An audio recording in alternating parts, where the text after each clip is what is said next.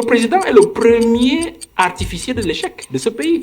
Qu'on a comme l'impression que ce sont les imbéciles qui sont heureux dans ce pays. C'est-à-dire que vous avez des individus qui ne méritent en rien d'être là où ils sont, mais pourtant, leurs responsabilités sont renforcées au jour le jour. Ils passent de ministre à ministre d'État. Plus on détourne, plus encore on est responsabilisé. Vous qui lisez les réseaux sociaux, personne ne veut entendre un traître mot positif sur Paul Biya. Parce que tous les Camerounais raisonnent en termes de souffrance. Ils regardent leur quotidien et regardent le quotidien de ceux qui gouvernent et se disent comment est-ce qu'un pays peut être bâti ainsi?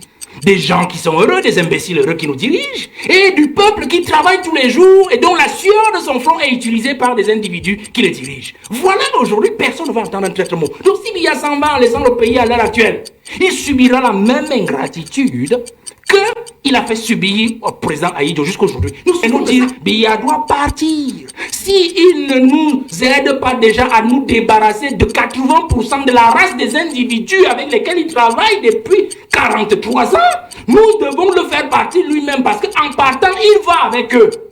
Dans cette logique de Paul Biya, qui justement nous laisse un héritage d'un homme dépensier, dispendieux, un homme qui n'aime pas son pays. Je prends un simple cas, prenez la Suisse, il a passé 49 jours en Suisse, c'était le grand débat d'octobre dernier. 49 jours. Je me souviens en 2012, il y avait des études des journalistes qui montraient que l'année 2012, le président avait mis pratiquement plus de 250 jours à l'extérieur, à l'hôtel intercontinental. On se pose la question. Ahidjo n'avait jamais passé plus de 15 jours à l'extérieur. Quand il y allait, c'était soit pour congé d'une semaine, il prenait son congé annuel, il partait à la Côte d'Azur, il revenait quelque part ici à Nassarao dans son village, ou alors il allait à Mourvoudaï. Parce que même quand vous arrivez sur la milieu de Mourvoudaï, je ne sais pas si ça a changé quand j'étais sur le terrain, vous allez trouver les derniers babouches du président Ahidjo, ses derniers sandales, et un t-shirt posé sur le lit, sur lequel il venait souvent dormir à Mourvoudaï. Je vais dire d'emblée une chose, c'est un bilan qui est mitigé. C'est un bilan qui est mitigé parce que, mitigé pourquoi? Il peut être positif si on prend un certain angle, il peut être négatif si on prend un autre angle. Pour moi, il est mitigé parce que politiquement, je trouve que le bilan de l'ordre gouvernant actuel est d'abord le bilan de celui qui l'a constitué, c'est-à-dire Paul Biya lui-même, parce qu'en fait, il est le chef de l'État. Président de la République, chef de l'État. Ça veut dire que le bilan de tous ses collaborateurs est son bilan. Le bilan de tous ses collaborateurs est son bilan. Même si le bilan, son bilan peut ne pas être celui de ses collaborateurs. Parce qu'il prend la décision en vertu de l'élection que lui a donnée le peuple camerounais. Et c'est à partir de cette élection-là qu'il désigne ceux qui vont l'accompagner pour accomplir la mission qu'il a proposé d'accomplir au peuple camerounais. Vous voyez? Et ce qui fait donc aujourd'hui, quand il échoue, c'est d'abord lui qui échoue avant ceux qu'il a choisi pour l'accompagner. Et donc, si nous partons donc de là, sur le plan politique, je rentre rapidement dessus, on pourra peut-être y revenir, mais je fais un brossage puisque d'autres vont intervenir. Sur le plan politique, il est en train de réussir sur le plan politique, comme j'ai l'habitude de le dire. C'est-à-dire que c'est un monsieur qui a pris le pays en 1982 dans une logique de continuité du président Ahidjo. C'est-à-dire qu'avec tout ce que nous avons connu, les différents conflits avec la métropole française, c'est-à-dire la France, qui ne nous a pas peut-être colonisé sur le papier, mais qui a agi comme tel sur le terrain, et avec les histoires du maquis et tout, et qui avait toujours l'intention de garder une même mise sur le Cameroun. Ahidjo s'est défait tant qu'il a pu de cette même mise de la France, et d'ailleurs Paul Biya a toujours été à ses côtés pour le faire. Donc il a été dans cette logique-là. On a vu comment il a dirigé ce pays avec les grandes logiques d'ouverture politique qui lui ont été imposées, par exemple en 1990 avec la conférence de la Baule à François Mitterrand. C'est-à-dire que multipartisme, liberté contre aide publique au développement. Alors il a dû céder comme les autres et on a vu les événements de 1991 et 1992 et même en 1993 avec les conférences nationales avortées chez nous et tout ce qu'on a connu. Donc on a vu ces soubresauts-là. On a donc vu sur le plan politique quelqu'un qui au départ, s'est dit meilleur élève de la France, et moi je pense que l'élève a fini par dépasser le maître. Quelqu'un donc qui a pu prendre le Cameroun dans une situation de dépendance presque totale parce qu'Ahidjo avait commencé un travail pour le détacher progressivement de cette dépendance-là vis-à-vis de la France. On va voir par exemple avec les affaires Bolloré. On a vu un ministre qui a donné à Bolloré l'essentiel de notre rail, c'est-à-dire qu'il ne lui a donné le rail, il n'a pas la concession de 99, lui a donné notre port autonome de Douala, le PAD, en 1980. Dans les deux concessions, on a vu comment, sous Paul Biya, on est en train de récupérer notre port autonome de Douala. Bon, on espère que le rail, on va aussi le récupérer. La Sonara, on a vu comment il a voulu à un moment nous construire ce dernier pan, ce pan qui a manqué au président Ahidjo, c'est-à-dire de raffiner notre pétrole localement. Bon, il y a eu incendie, tout le monde connaît ce dossier-là. Donc il y a des goulots d'étranglement, des gens qui ne veulent pas que le Cameroun puisse être au moins autonome ou indépendant sur le plan même de ses ressources, notamment du pétrole, du carburant pour la fourniture domestique. Donc on voit certains actes qu'il a posés. On a vu un président qui est devenu pratiquement un rebelle devant le colon, c'est-à-dire le français. On a vu avec Hollande, il a dit ne Dieu pas au pouvoir qui veut, mais Dieu au pouvoir qui peut. Il faut quand même être quelqu'un pour dire cela à un président français qui est supposé représenter la métropole la plus en phase et surtout la plus brutale, impérialiste en Afrique noire subsaharienne francophone. On a vu ce qu'il a fait avec Macron le 26 juillet 2022 lors de la visite du président Macron au Cameroun, avec cette affaire de je rentrerai au village et ainsi de suite. Donc nous voyons quelqu'un qui au fur et à mesure qu'il a pris de l'âge et de la hauteur a fini par se détacher politiquement de la métropole, de la France, à travers des actes que nous pouvons encore citer. Il y en a nombreux. Mais maintenant, mitigé sur le plan économique, parce que je trouve que c'est là-bas l'échec. C'est là-bas l'échec parce que il n'y en a pas suivi la donne économique qu'avait lancé le président Ahidjo. La preuve, c'est que quand Ahidjo s'en va, nous avons près de 700 sociétés publiques et parapubliques qu'Ahidjo avait créées. Et à ce jour, avec les commissions et tout ça de liquidation, de privatisation et tout, on en est resté en portefeuille très maigre parce que d'autres sociétés ont été vendues, d'autres ont connu l'introduction de la participation des pays étrangers, notamment de la France, qui en a pris totalement certaines, qui a pris des parts un peu plus exorbitantes dans certaines autres. Et donc, nous avons perdu le pied sur le plan économique. Nous voyons par exemple que l'économie a stagné entre 1986 et pratiquement l'an 2000. C'est-à-dire avant notre 5 ans, mais on a vu comment le Ghana a peiné, mais le Ghana a pris cette décision-là de sortir du FMI, de payer toute sa dette et de s'en sortir. Mais le prix Biala dit en 86, il est obligé de rentrer encore au FMI, à la Banque mondiale, demander de l'argent. Donc il me semble bien que le président de la République, celui qui fixe le cap sur tout, et en tant que tel, il en est responsable.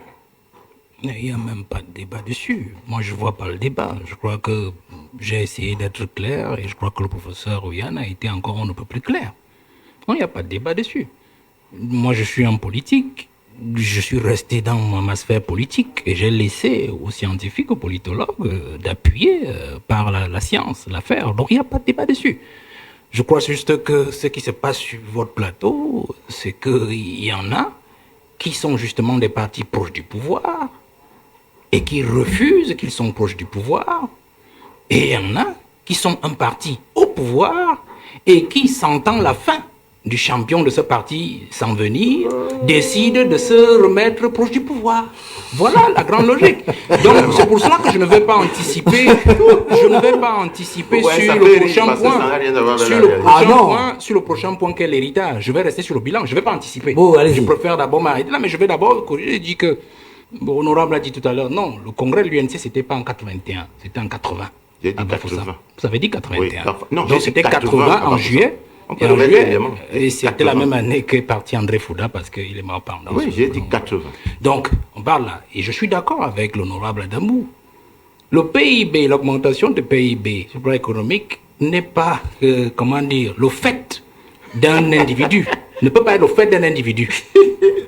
Peut être le fait d'un ensemble de politiques qui ont été conçues, implémentées, appliquées et dont les résultats se ressentent. Donc notre PIB, c'est un accident. Donc, dit que 30 000 milliards, parce qu'on vous entend quand dit vous que parlez. 30 000 milliards de 82 à 2025 est un exploit. Je me pose des questions. Je pose des questions. Il faut plutôt se poser la question, est-ce que ça n'aurait pas pu être un peu plus élevé encore, notre PIB, si on avait fait effectivement mieux? Vous voyez, une augmentation, et là je suis d'accord avec lui, la croissance n'est pas toujours un indice de développement. Et le PIB ne peut donc pas être aussi un facteur de bonne gouvernance. La preuve, c'est que nous avons aujourd'hui un pays dans un marasme économique. Ce PIB est plutôt l'œuvre d'un pays, d'une population résiliente. Et le président lui-même a adopté ce mot depuis 2008. Nous sommes un peuple résilient, c'est-à-dire qui arrive à résister au choc exogène, c'est-à-dire la politique internationale qui est dure pour les pays les plus faibles, et endogène, les chocs endogènes, c'est-à-dire donc il est le principal acteur, c'est-à-dire le principal provocateur.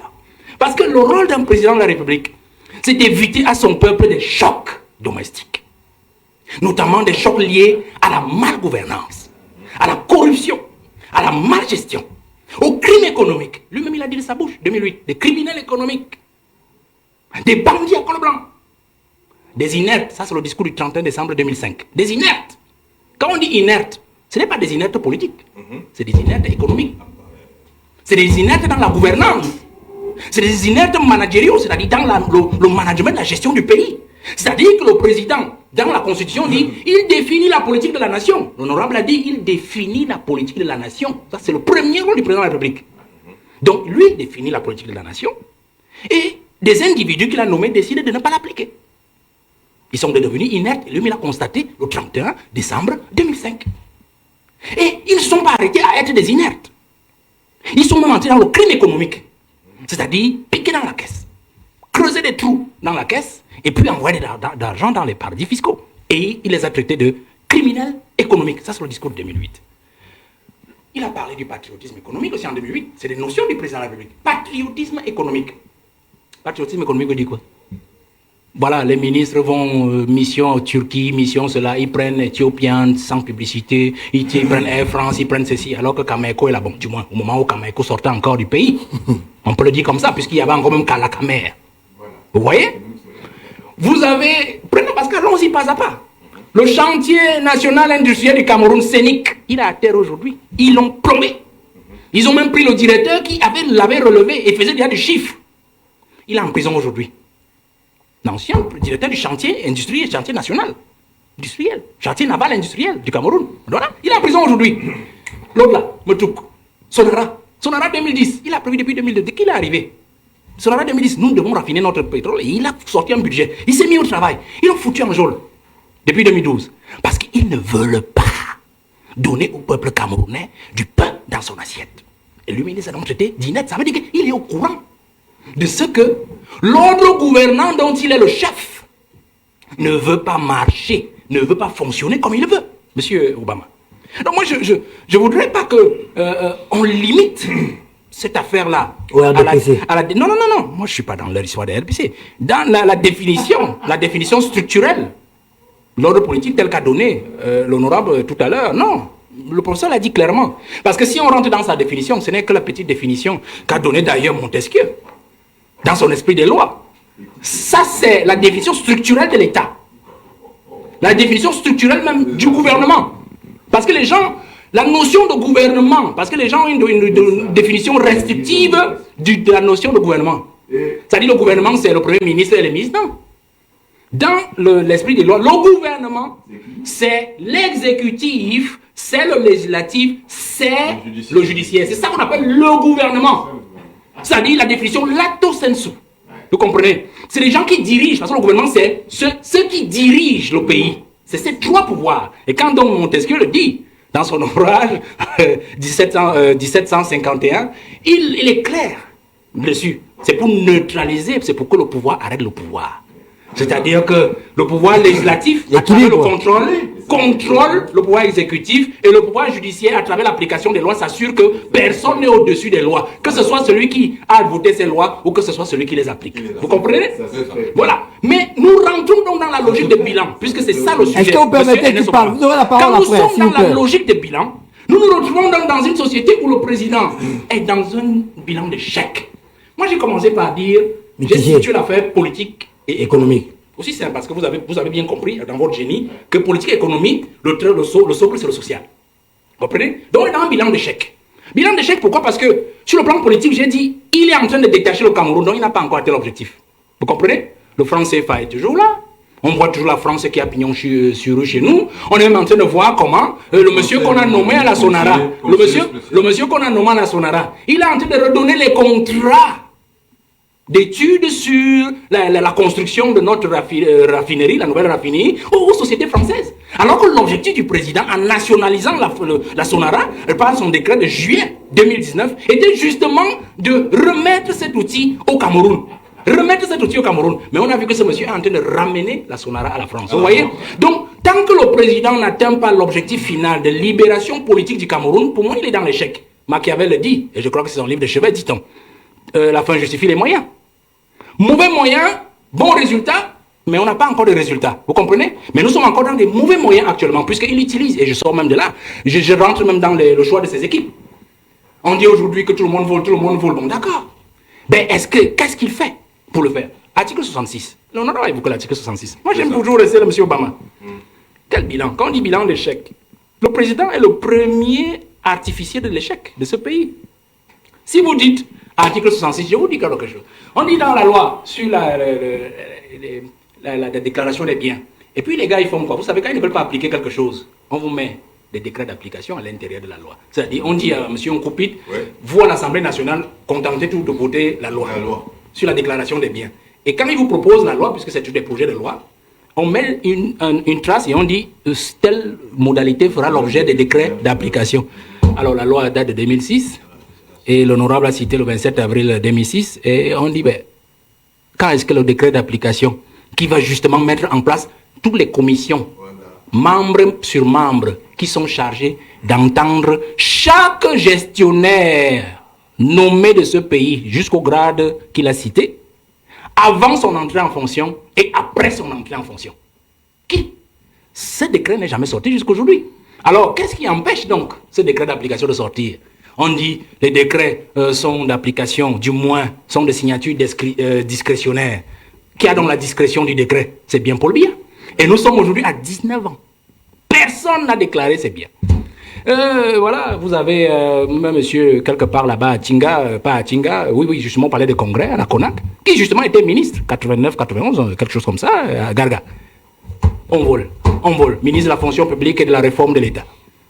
Biya l'a plutôt envoyé au quartier. Parce qu'il venait justement dénoncer des choses qui lui plaisaient, lui. Donc, il faut comprendre que c'est le premier artificier du mal-être du Cameroun. Donc, il est dans l'échec, M. Obama. Mais nous disons simplement, et je sors par là, que lorsque l'on parle donc du bilan aujourd'hui, le peuple camerounais ne veut pas savoir si vous avez détaché le Cameroun de la France. Si vous avez détaché le Cameroun, je ne sais pas de quelle autre puissance. Si vous êtes parti en Chine, si vous avez fait ceci en Russie, avec la Russie, non. Le peuple camerounais veut savoir, est-ce que lorsqu'on me donne mon petit salaire à la fin du mois, est-ce qu'il suffit à me faire vivre moi et ma famille et tous mes enfants, peut-être ceux qui me sont attachés du 1er au 30 du mois. Voilà la grande question. Quand on va au marché, le taux d'inflation, il est de combien? Et puis, il se pose aussi des questions. Est-ce que ceux qui me dirigent aujourd'hui, moi, petit individu du peuple camerounais, reflètent même la morale et la rigueur? Parce que rigueur et moralisation ne sont pas un diptyque du président Paul Biya. Rigueur et moralisation, l'honorable l'a dit tout à l'heure, congrès de 80, 10 juillet 80, c'est le président Aïdjo, UNC. Rigueur et moralisation. Mais l'homme s'est arrangé sur le plan politique à diluer toute la rigueur, à diluer toute la moralisation et toute la morale, a mis le pays dans un marasme d'immoralité aujourd'hui, qu'on a comme l'impression que ce sont les imbéciles qui sont heureux dans ce pays. C'est-à-dire que vous avez des individus qui ne méritent rien d'être là où ils sont, mais pourtant, leurs responsabilités sont renforcées au jour le jour. Ils passent de ministre à ministre d'État, plus on détourne, plus encore on est responsabilisé. Et vous voyez aujourd'hui, l'homme prenant de l'âge, on se retrouve dans une situation où on se dit, il n'arrive même plus à contrôler sa propre machine. Parce que le bilan est dans celui-là. Le bilan d'un homme en fait qui a fait plus de 40 années, nous sommes à la 43e année de pouvoir, mais qui n'a pas pu tenir sa machine. Et aujourd'hui, on comprend que la machine est de son parti, comme le dit l'honorable tout à l'heure, se croit déjà proche du pouvoir. C'est-à-dire que s'entend que celui qui l'a toujours favorisé, celui qui a toujours porté cette machine-là, s'en va déjà de l'autre côté pratiquement. Alors, il est question pour elle de freiner des quatre fers, de reculer et de le laisser aller dans le gnouf de l'histoire et peut-être de chercher, comme on dit souvent, un autre dauphin pour le remplacer et continuer à faire comme d'habitude. Un bilan, votre numéro de téléphone et qui souhaite adhérer à votre parti politique. Quel est l'héritage que le président Biya, du moins après 40 ans, va laisser? Et on s'entend espérer qu'il ira au-delà. Et qu'en est-il de la survie de l'ordre gouvernant actuel, beaucoup plus de l'appareil politique du président Biya? La seule chose positive que Biya va laisser au peuple camerounais de manière générale, à la jeunesse, puisque la jeunesse est l'avenir, c'est en fait ses qualités personnelles. C'est la seule chose, j'insiste dessus. Ses qualités personnelles, et dans ses qualités personnelles, il y a son intelligence de situation. C'est-à-dire quelqu'un qui a toujours su prendre la bonne décision pour son pays, pour nous faire passer des mailles du filet, des secousses et des grandes tentations et même des contraintes internationales. On peut citer Bakassi, on peut citer les différentes crises, que ce soit la crise économique, on n'a pas connu assez de secousses comme les autres. Donc il a toujours su prendre au moins de bon, son intelligence de situation. Cette intelligence de situation peut aussi être visible sur le plan politique. Bon, là maintenant, il a utilisé son intelligence de situation à titre personnel de façon égoïste. C'est-à-dire qu'il a utilisé l'intelligence de situation pour éliminer à chaque fois tous ses concurrents politiques ou ses rivaux potentiels pour se maintenir au pouvoir. Donc je peux dire que c'est l'intelligence de situation qu'il laisse à la jeunesse. Je n'ai pas besoin de revenir dessus. On peut citer Marafa, Amidou Yaya. Ça, c'est 2012, vous le savez. Marafa était opposant, adversaire politique. On peut citer Aïs Simvoto. On est en 1997. Il faut les lire dans les ouvrages. Comment est-ce qu'il a été éliminé politiquement? Et je ne vais pas évoquer l'autre élimination. Donc on peut citer comme cela. On peut citer même Ebois Samuel, qui était justement un de ces farouches opposants et qui est mort le 3 novembre 2000. Donc on peut citer comme ça. Son intelligence de situation, c'est-à-dire sa capacité à se tirer des situations même les plus inextricables. Je l'ai dit, j'ai tout dit sur le plan positif. L'héritage est donc... Bien sûr, l'héritage est donc négatif. L'héritage est négatif parce que le premier mauvais héritage qu'il nous laisse, c'est l'héritage de l'ingratitude et de l'égoïsme.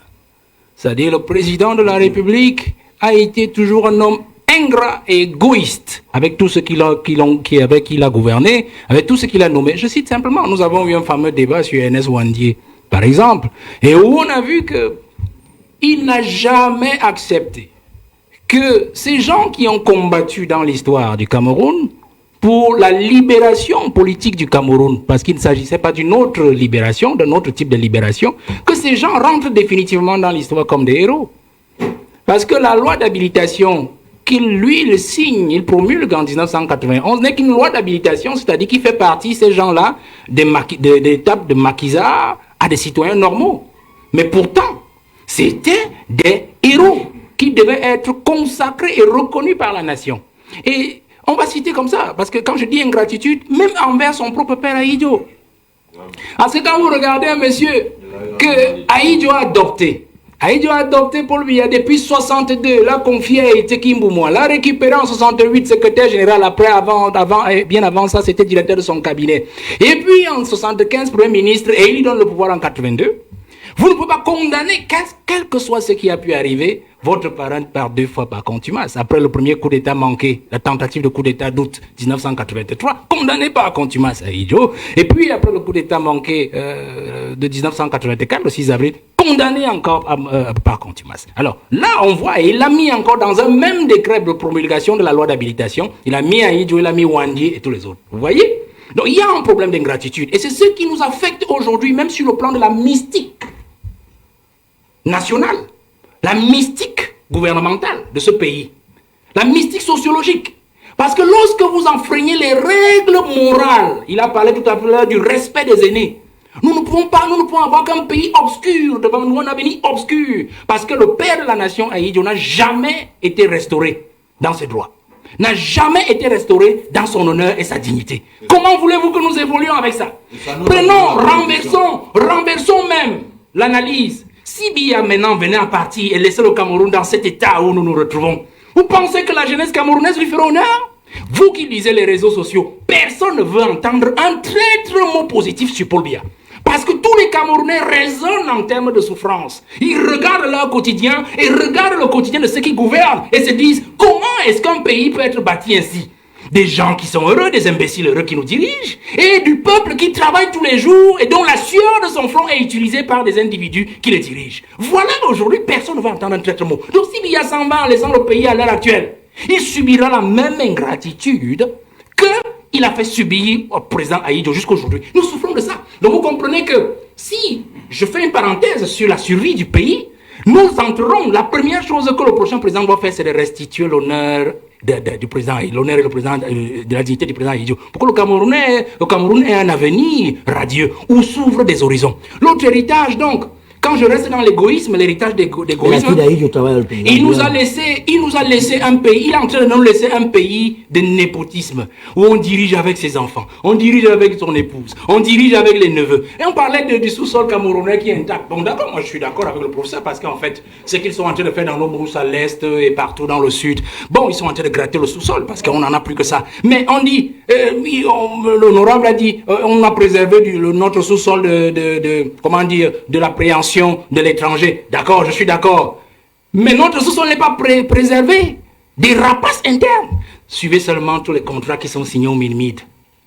C'est le fils de, c'est le neveu de, c'est le neveu de. Et tout ça se ramène au président de la République. On passe par le système de népotisme. Enfin, regardez cet héritage d'égoïsme. Il y a des ministres dans ce gouvernement qui sont les ministres de la cuisine du président.